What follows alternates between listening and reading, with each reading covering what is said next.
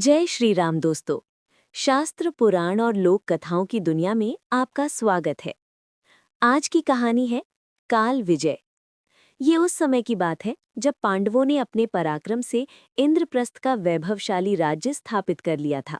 महाराज युधिष्ठिर अब केवल एक राजकुमार नहीं बल्कि प्रजापालक राजा थे।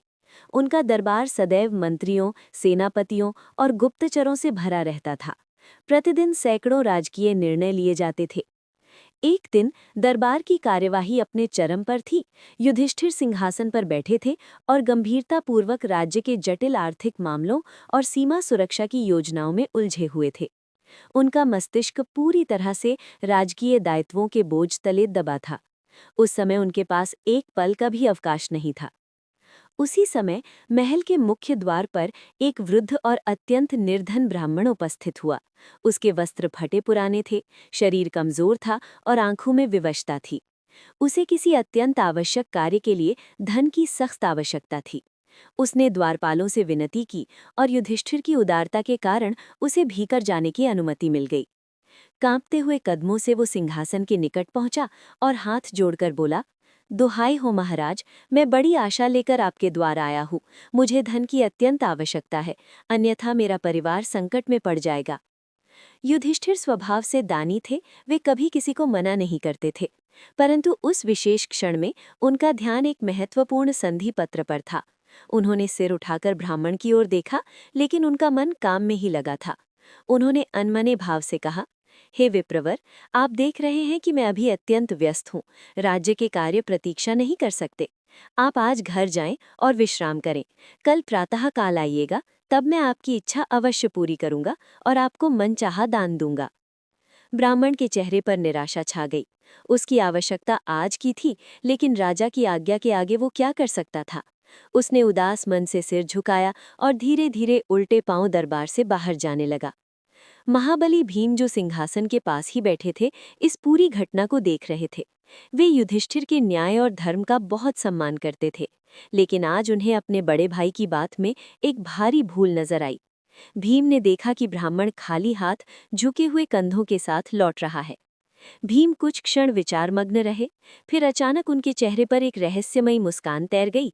वे चुपचाप अपने आसन से उठे और उस बुर्ज की ओर दौड़े जहां राज्य के विशाल विजय नगाड़े यानी रणभेरी रखे होते थे। ये नगाड़े सामान्य दिनों में शांत रहते थे।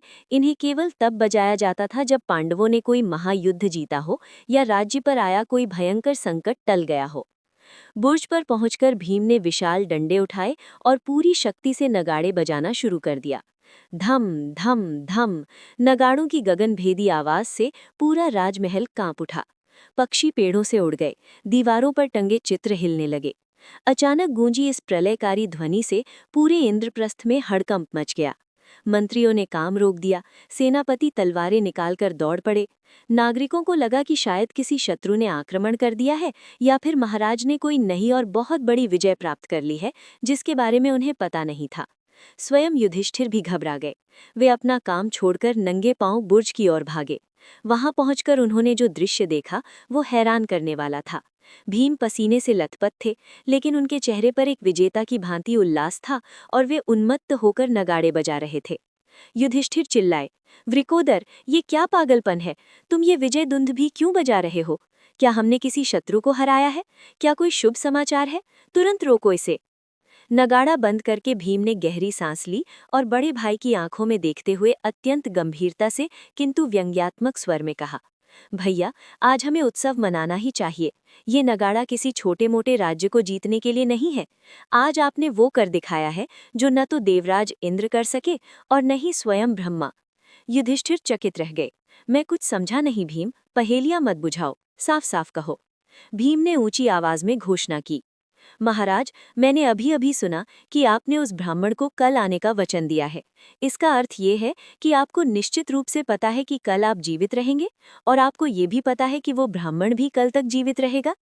इस संसार में जहाँ जीवन पानी के बुलबुले के समान है, जहाँ अगले श्वास का भी भरोसा नहीं, वहाँ आपने कल का वचन दिया है। इसका सीधा अर्थ है कि आपने काल यानी समय और मृत्यु को जीत लिया है। यमराज अब आपके अधीन है। भला जिसने मृत्यु को जीत लिया हो, उसके लिए विजय नगाड़े क्यों न बजाऊं? भीम के ये शब्द युधिष्ठिर के हृदय में तीर की तरह चुभे। वे स्तब्ध रह गए। उनके मन से राजकाज का सारा तनाव और अहंकार एक पल में विलुप्त हो गया।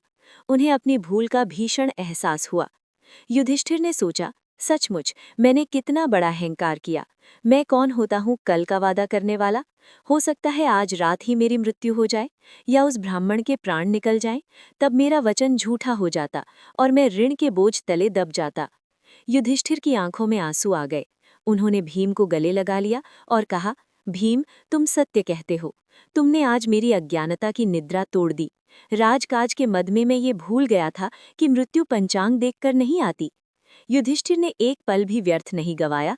उन्होंने अपने रक्षकों और दूतों को आदेश दिया, दौड़ो, उस ब्राह्मण को जहां कहीं भी हो तुरंत ससम्मान वापस लाओ। सेवक दौड़े और उस ब्राह्मण को रास्ते से ही वापस ले आए। युधिष्ठिर ने सिंहासन से उतरकर ब्राह्मण के चरण स्पर्श किए और अपनी भूल के लिए क्षमा मांगी। उन्होंने कहा, हे विप्र, मुझे क्षमा करें, कल किसी के हाथ में नहीं है। युधिष्ठिर ने उसी क्षण बिना किसी विलंब के ब्राह्मण को उसकी आवश्यकता से अधिक दान देकर विदा किया। ब्राह्मण ने राजा को आशीर्वाद दिया और प्रसन्न होकर चला गया।